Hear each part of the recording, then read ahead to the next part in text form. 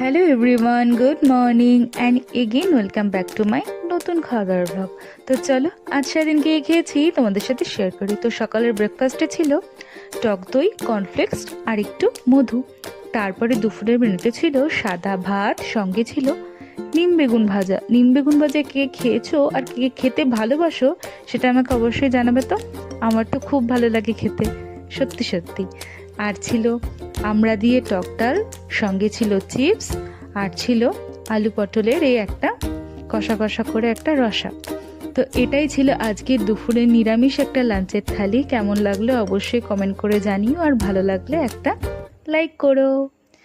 তো তারপরে বিকেলবেলা একটু ভালো কিছু খেতে ইচ্ছা করছিল, নিরামিষ ছিল তাই নিরামিষই খেতে হবে। তো নিরামিষ করে করেছিলাম সব রকম সবজি দিয়ে, বাদাম দিয়ে একটা চাউমিন, খেতে ভালোই হয়েছিল।